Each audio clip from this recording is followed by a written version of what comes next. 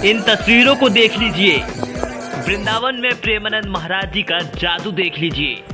वृंदावन के प्रेमानंद महाराज को लेकर आपने भक्तों का अपार प्यार तो बिल्कुल देखा होगा। अब सोशल मीडिया से लेकर उनके भक्त सवाल पूछ रहे हैं कि आखिर प्रेमानंद महाराज जूते क्यों पहनते हैं।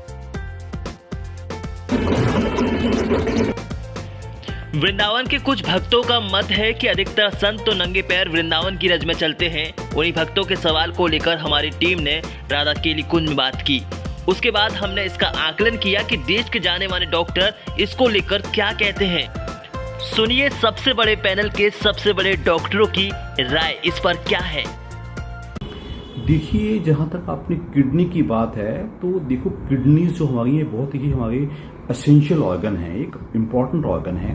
अगर किसी की दोनों किडनीज में खराब हो जाती हैं और उसका क्रिएटिनिन बढ़ना शुरू हो जाता है, वो 5, 6, 7 से ऊपर बढ़ जाता है, सीरम क्रिएटिनिन एक ब्लड टेस्ट होता है, तो उसमें पेशेंट को हम क्रोनिक किडनी डिसीज का डायग्नोसिस देते हैं, या उनको हम बोलते हैं उनको कि एंड स्टेज किडनी डिसीज हो गई है।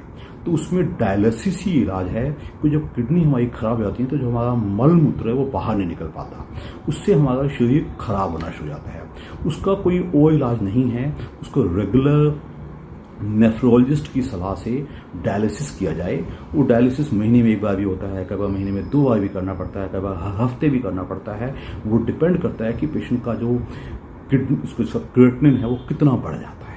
तो इसमें कोई अटरम पटरम या दूसरे कोई इलाज नहीं हो सकते हैं, उसका डायलिसिस कराना ही इलाज है। और अगर कुछ और इलाज होता है तो आप किडनी ट्रांसप्लांट यानी कि किडनी दूसरा कोई परिवार का सदस्य दे तो हम डायलिसिस से बच सकते हैं। अदरवाइज जब तक किडनी ट्रांसप्लांट नहीं होता है तब तक सिर्फ डायलिसिस ही इलाज है।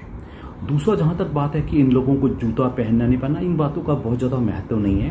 वो एक नॉर्मल ज़िंदगी जी सकते हैं। लेकिन ये सच है जो ये किडनी के पेशेंट्स होते हैं जिनको डायलिसिस मिल रहा होता है, इनको इन्फेक्शंस बहुत ज़्यादा होते हैं। तो ऐसे लोगों को अलग रहना बहुत ज़रूरी है, नहीं तो उनको बार बार कोई भी इन्फेक्शन हो जाएगा। पेशाब का इन्फेक्शन होता है, सांस का इन्फेक्शन होता है, दूसरे इन्फेक्शन हो सकते हैं। तो इनको एक अलग रखना बहुत ज़्यादा फायदेमंद है। जहाँ तक बात है कि अब चूंकि मुझे नहीं मालूम कि जो वृंदावन के महाराज जी हैं उनका कितना एक्चुअल स्टेटस है, तो मैं कहूँगा कि वो अपने नेफ्रोलॉजिस्ट के टच में रहें और उनकी सलाह को सख्ती से फॉलो रहें, अलग से रहें ताकि उनको इन्फेक्शंस ना हो।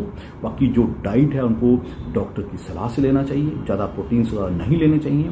अगर ये सलाहें फॉलो करेंगे तो ज़िंदगी लंबी भी चल सकती है। और अगर किडनी ट्रांसप्लांट का इंतजाम हो जाए तो पेशेंट का जीवन काफ़ी हद तक वो अच्छा हो सकता है।